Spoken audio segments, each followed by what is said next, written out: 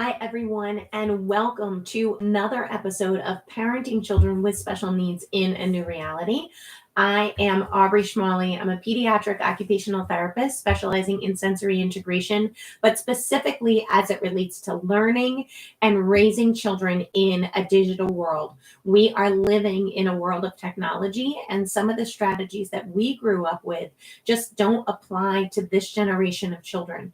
And especially now that there is a pandemic, we are in a situation where technology is really becoming the focal point of how we learn and communicate and disseminate information to get it out into the world.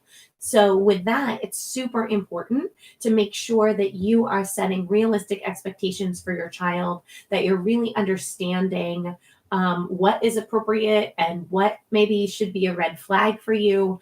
And when your child may present with executive function deficits, like you may or may not have been told already by the school, and when you're really looking at a praxis deficit that has more motor elements to it, that makes it hard for your child to even get the materials that they need to set up for the task in the first place. So that is our topic for today. We're going to be talking about executive function, praxis skills, distance learning, and self-management. So when we think about planning and organization, a lot of us are thinking about executive function, right? Like you make your grocery list and you figure out what time of day you can go to the store, about how much time it's going to need, you budget it into your day, and you construct this plan of how your schedule is going to flow throughout the day and throughout the week. These are executive function skills because they require more long range planning. They require a sense of time and time management, how much you're going to need for the task itself. And there's a lot of cognitive elements involved in that long term thinking.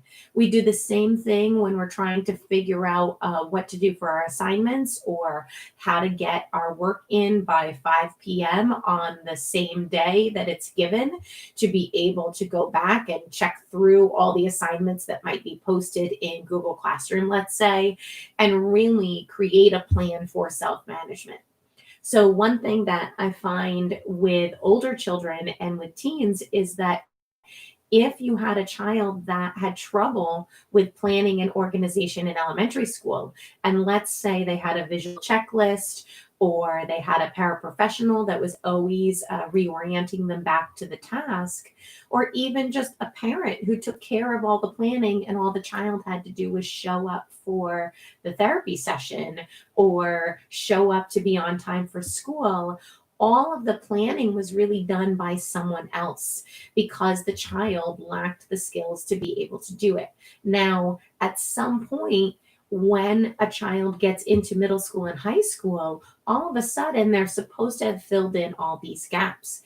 And now add distance learning on top of it, where you're in a non classroom environment where there isn't even a really structured or set routine to the day.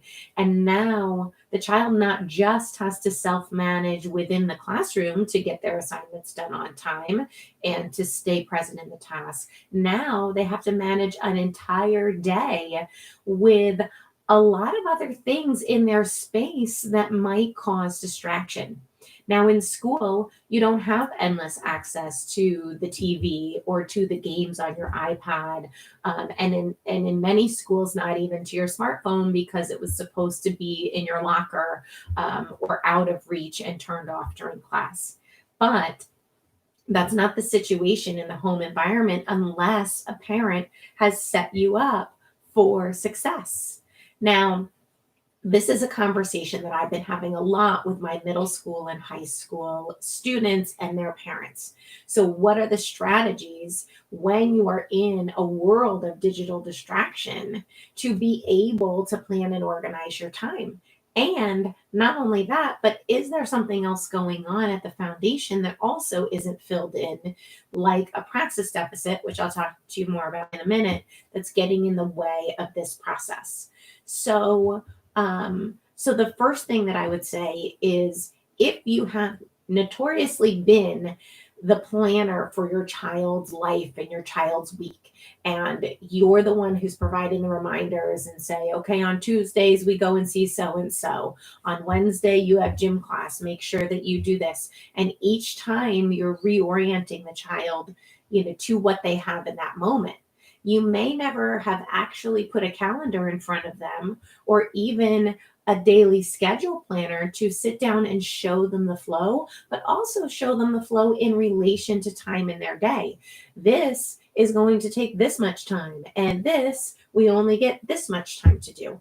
So some of those things can be supported by doing a color-coded schedule where you can actually see that there are larger time blocks dedicated to some things and shorter time blocks dedicated to others. There are also time blocks that are non-negotiables, right? You always have to be on Zoom at 9:15 because that's when your geometry class is. Or there might be some things that are flexible. So once you work with your child and you fill in all the non-negotiables, these are happening at this time and that's it, then you can give your child a little bit more choice over the other things that they have to do. So what you're doing is creating a more concrete sequence for them that they can reference that's color coded. And yes, it is time bound. If your child is really good at time, and they are watching the clock, then this shouldn't be an issue. If not, you might need to show them how to set a timer for each section, or set a reminder when they only have 10 minutes left so they're not surprised when their time is up and they need to transition to something else.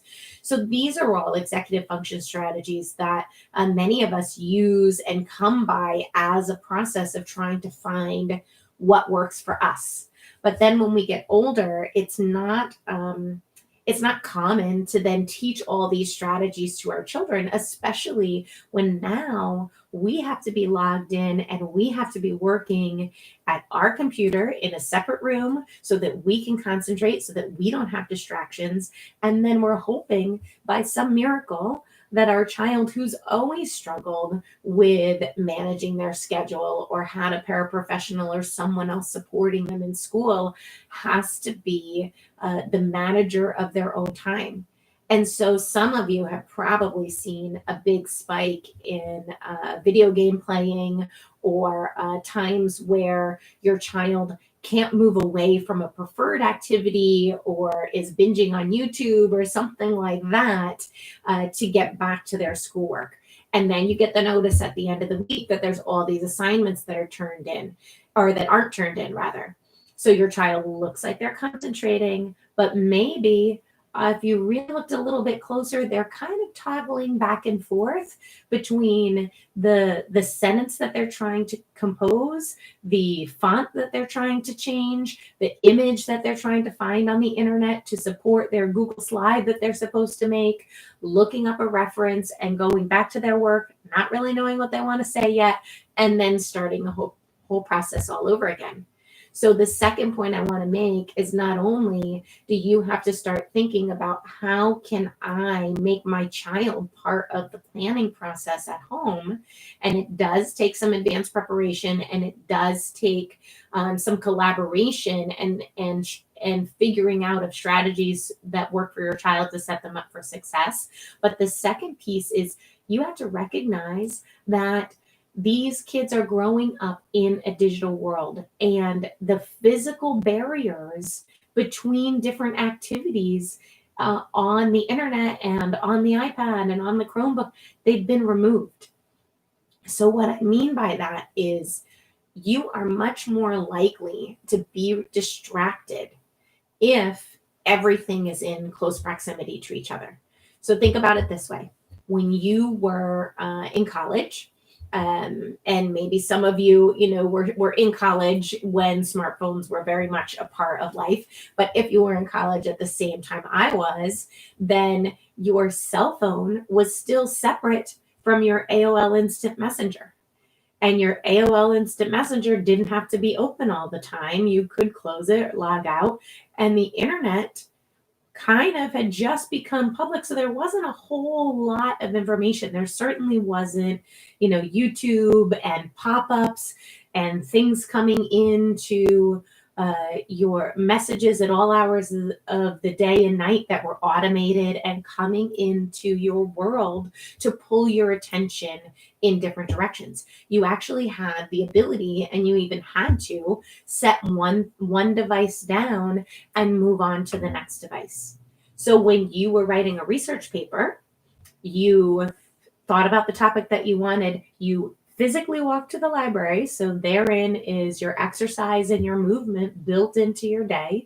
You looked up information on the computer, or if you're even more up in age, then maybe you were only looking in the files where you had to actually take out the library cards and look for the specific information and write that down. But once you got your information, then you went to the stacks, you located the items, you physically held the items, so you're getting all that good sensory and body input. It's still very much a physical activity that you're sequencing yourself through. And then you find the information, you photocopy, you take it home, and you've completed that first process of gathering data and materials. And you had to have a minimum of 10 references or something like that. You did not check out the entire library. You had a focused agenda. You went in, you got your 10 things, your 15 things, whatever it was that you were required to cite prior to beginning your paper, physically collected all your materials, and then went back and began the process of reading through the materials, creating the outline, organizing your thoughts, and putting words on a paper. So think about that process. That process first was physical, and then it was more cognitive and intellectual, because that's how we're wired. And that is how our bodies were built. They were meant to first experience things on a physical level and then build higher order executive function skills.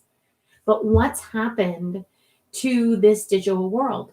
We've taken all the physical barriers that used to exist in gathering information, and we've put everything in one place. And most people have a minimum of 40 apps on their smartphone. And then on their computer, if everything's linking and syncing together like it does on a lot of, on all the Mac devices, now what do you have? Pop-ups coming up 6 ways from Sunday, notifications, alarms, anything that you've set in there that is pulling your attention. And if you've got multiple tabs open, now you're multitasking.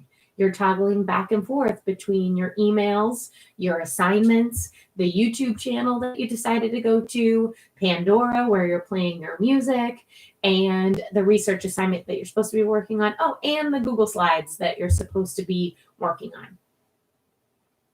The number of attention shifts now becomes so high that you're actually, rather than helping to build planning and sequencing skills like we built when we were younger and we didn't have that option, we are now wiring kids for distraction, because everything is pulling their attention in multiple directions. So it makes it hard to shut out the extra visual information and create a plan and a sequence to get things done. So you now have to create those artificial barriers for your child. And sometimes for some parents, that comes in the form of doing app controls and putting in screen time control applications where you can actually turn off access to certain apps during the school day and when your child is supposed to be working on schoolwork, just because it's impossible to manage it any other way. And then for other families, it works better to get a screen time app where you can actually put in tasks and expectations for your child. And some of those expectations can earn your child rewards or time to engage with other apps on their smartphone or on their iPad or whatever device they happen to have. But that still is not solving the problem when it comes to planning and organizing, let's say, a research project where you are supposed to make a Google slide deck. So another strategy that I would recommend is put the physical barriers back in. And what I mean by that is have your child close all of their tabs and only do step one, right? And step one was the research part of what once they have their topic, what are the questions they want answered so that they can choose an appropriate long tail search to type into Google or Safari or whatever your child is using to do their search. And if they have a reference library that they have access to, that's great too. But make the questions first on a separate piece of paper. And this is where I love sticky notes, because sticky notes are pretty much the same as having a slide deck. So the sticky notes can create that first step of what are my questions that I want answered. And those are the searches that I'm going to complete when I go into Google, rather than Google telling me all the things that I want to search for because I put one word in, and then getting completely distracted by all the different things that pop up that have nothing to do with my question. Not that your search is going to be perfect if it's a long tail search, but it's going to be much, much more precise than picking a word like birds when really your question is related to the American bald eagle and extinction. You can write better sentences and better questions and better search terms if you plan out your questions in advance. But plan them out away from the screen, because you need to shut out the external visual input that is going to wire your child for distraction. You go to the internet, you do the search, and have your child write down the key information. Or if it works better, for them to cut and paste key information or take a screenshot of a key piece of information, that's fine too. I know some schools actually have research organizational apps that they use where the child can save their references and write down pertinent facts, things like that, which is amazing. But if you don't have that, definitely have a pencil and paper version that you can utilize for your child, because the next thing that I'm going to have you do for your child is, after that research piece is done, walk away again and have your child take a walk, because it's in the shutting out of the visual input that your child has time to consolidate and organize the information that they just read. So if you're reading 10 articles, you can't possibly write everything from the 10 articles, and everything isn't important, but you do need to write down, let's say, the 4 or 5 most important things that stood out to you, because that's going to become your outline. And then you can fill in the details from there. But in order for your brain to consolidate the information and not drift over to YouTube to take a break, or drift over to a gaming app to take a break, your brain does not consolidate information if it's constantly being bombarded with new information coming in. So that there is another reason for a movement break, not just to give your eyes a break, not just to get up and move because your posture is slowly decreasing over time, or you're getting really fidgety. It's so your brain can have some white space to consolidate the information that you've gotten from the internet, and then come back. And before your child gets on the screen again, pull out the note cards and have your child write down the most important information. So in that is actually creating the outline and the slide deck at the same time. And you're helping your child focus on the content while reducing the visual distractions, helping them filter out the extra visual information that they don't need, and preparing them to plan and organize their thought process so that when they go back to the computer, they actually have a clear idea of what to write about in their Google Slides. They know specifically what they're searching for on the internet if they need a couple more facts to fill in the gap. And then Afterwards, going back and looking for the images that support the concept that they're trying to convey. Because I will tell you from experience, I have written a lot of lectures and presentations. And when I'm writing something that has a high volume of information, and I have to be the graphic designer, and I have to scour the internet, and I accidentally read every single link to every cited article that I found in the research bank, guess what? I don't remember 3/4 of it any more than anyone remembers 3/4 of the details of a series that they decided to binge watch on Netflix. We can't. We're wired for distraction in that way, and our brain can only handle 7 bits of information plus or minus 2. And then we hit channel capacity. But our kids developmentally are not even close to that. Many of them are only at 2 to 3 bits, and the computer is bombarding them with much higher volumes of information than we ever had to manage when we were growing up. So while we might see distraction and we might be saying, okay, this child has executive function deficits, this child can't organize and manage their time, this child has no idea how to get their work done on a day-to-day basis or get through their assignments. On one level, yes, they might be neurologically diverse. They might have a diagnosis that inherently presents with executive function problems, but they are also growing up in a digital world, and they are living in a digital learning environment that is wiring them for distraction, that doesn't have physical barriers in place and doesn't even have a structure of a routine. So if your child neurologically is already struggling with development of executive functions, then the types of supports that they're going to need in a digital world are much different, and it requires you being knowledgeable about what the specific challenges are for a digital generation as it relates to executive function, planning, sequencing, and organization.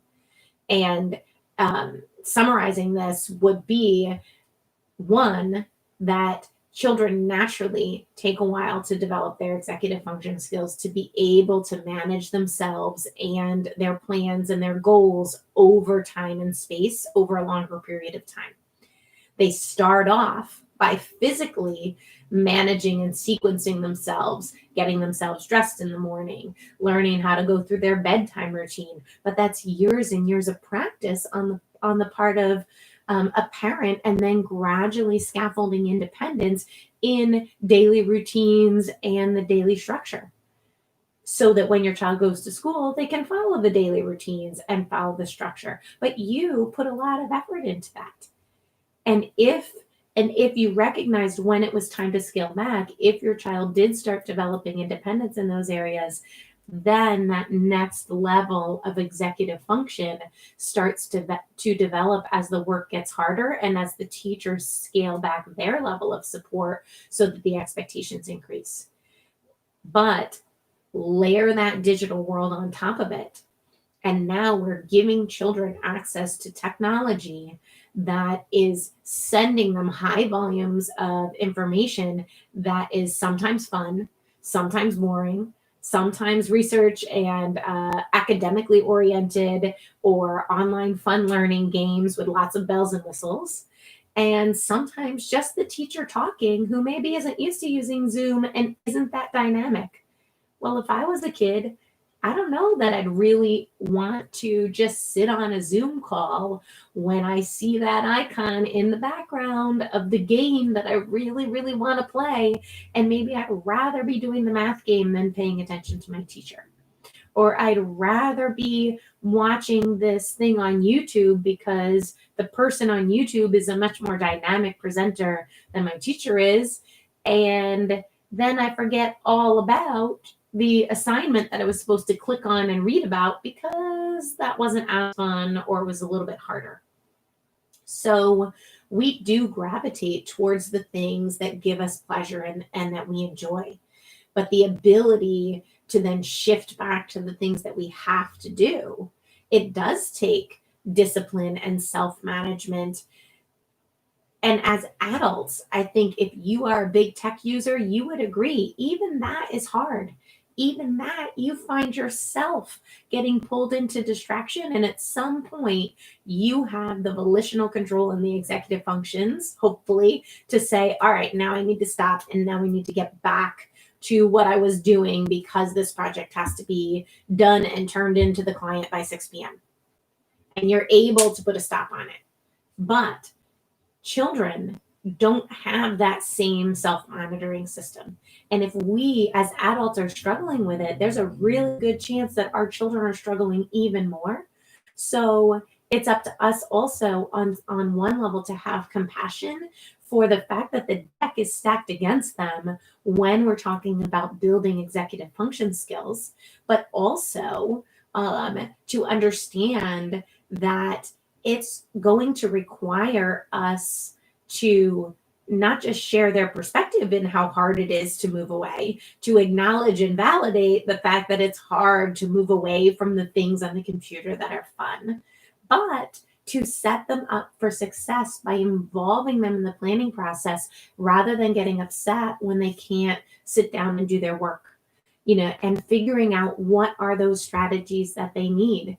Do you need to help them set up a routine that puts the white space back in, that reduces the visual distractions and increases opportunity for them to consolidate information, for them to get themselves organized, for them to recover from everything that just came in through the day through either planned movement breaks or specifically moving away from the computer and doing work in a different part of the room or in a different place in the house that maybe isn't right in front of the computer. There's lots of things that you can come up with. If you have to put the screen time management apps in place, then you should do it. What are your strategies that you can use with your child so that you can work together to figure out how to help them build some of those executive function skills? And the other thing that I would say is that sometimes you're actually not even at that level. Sometimes your child is still at the level of praxis. And praxis is your ability to come up with an idea of what to do with your body and the objects and materials in your environment, and then put together a plan of action. So maybe your child never really got their daily routines down and you still have to prompt them through every step. Or maybe even after the routines got memorized, anytime there's something new, your child struggles to get the materials that they need, whether it's baking and cooking or getting the right materials out of their bag to get their work done. Now we're talking about how I use my body and objects in the environment. So remember when I said that we used to go to the library to do all of our research and there was white space in between, there was time to walk, there was time to write on note cards before we ever got to the computer or the typewriter or whatever to type anything. Our children are still building those physical foundations, many of them. And even in middle school and high school, some of them are still building those physical foundations and they have trouble just getting themselves ready in the morning. So if you know that about your child, you might actually need to work with them just on some of the basic skills of coming up with an idea of what to do with themselves and putting together a physical plan of action so that they can physically get through a task, and then putting some additional executive function supports in place. Because the reality is that when your child graduates high school, if your child doesn't go to college, or if your child does go to college, no one is making them a list in advance of what they have to do. And a lot of the IEPs that are written have accommodations for, checklists and copies of notes and all that sort of thing. And while there's a certain amount that you can ask your teacher for in high school and at the college level, especially if you just need a copy of notes or extra time on a test, that's fine. but no one is planning and organizing your day. No one is telling you how to get to class on time. No one's telling you how long it's going to take if you have to take public transportation to get there. These are all life skills that children need to be developing. So if you are the master planner of your household, if you're the one that has the fantastic executive function deficit or executive function skills rather, which I'm sure if you're a parent of multiple children, or a working parent with children, or a working parent with children who have special needs, you are probably a master planner. And it's probably easier for you to do it than to sit down and help your child start to develop these skills. But during the pandemic and distance learning, whether you're in a hybrid model or you're a full distance learner, these are skills that are coming to the forefront as really not being very strong in some of our middle and high schoolers that really are going to have a significant impact on their life.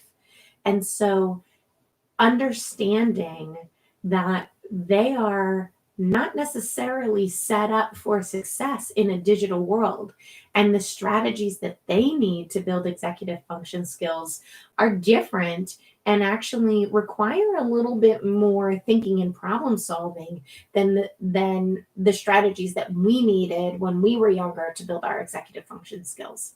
And the opportunities to get out into the world and interact with materials and build that physical foundation that sets the stage for executive function are also reduced in the general world, because there's so much of the world that's at our fingertips. There's so much that's coming to us visually rather than through that physical interaction with the world.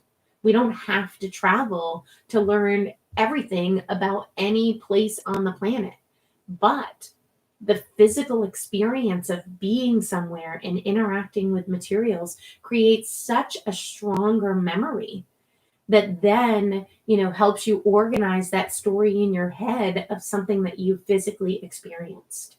So if your child is lacking in some of those physical experiences, either because of the pandemic or because they didn't get to go outside that much, or you're not spending a lot of time in public places, think about that as an important piece of your child's puzzle as well. Think about what can you do to put physical experiences into your child's day that you can then later help them plan and organize and sequence. And first, they're going to have the experience, and then they're going to be able to make a drawing and write and tell you about it. Or take some pictures and organize the pictures in a slide deck, or whatever they're going to do with the information. But first is the experience, and then is the retell. And as that becomes solid, you're going to move towards pre-planning, thinking out what you're going to do for the day, and then physically executing it. And in that way, because your child has developed a bank of knowledge, a bank of experiences to work on, to work off of rather, now they have the skills and abilities to start utilizing the executive function skills of planning and sequencing over space and time. So that is what I want to leave you with today. Planning and sequencing doesn't happen in a vacuum. It does come through a process of everyday experiences, starting with physical activities and physical experiences in your daily routine, and then gradually progressing to more complex thought processes and goal setting and organization that happens over time and space. So if you want to do right by your child in helping them fill in this gap, understand that the digital world wires them for distraction. So you as a parent and you as someone who is a core role model for your child in their life have to think outside the box. You have to problem solve bigger. Bring them into the planning process. Use a combination of physical experiences and organizational strategies, color coding, whatever it is that works best for your child, but involve them. Don't just make it for them, give it to them and expect them to execute. Because I don't know about you, it's a lot harder for me to follow someone else's plan when it's not that clear to me than if I take ownership of the plan and I am planning and organizing it myself, because then I go into the situation with a much clearer idea of what I'm supposed to do rather than trying to figure out what someone else has created and someone else's organizational plan. So think about all those things. If you have any questions, please put them in the comments below. I will try to answer them back. If there's something that I missed or other thoughts that you have or other topics that you want to hear about, put them in the comments as well, and I will try to get to them. But I hope that you learned a lot today, and I look forward to seeing you next week in our free Facebook group, Parenting Children with Special Needs in a New Reality. Have a great day.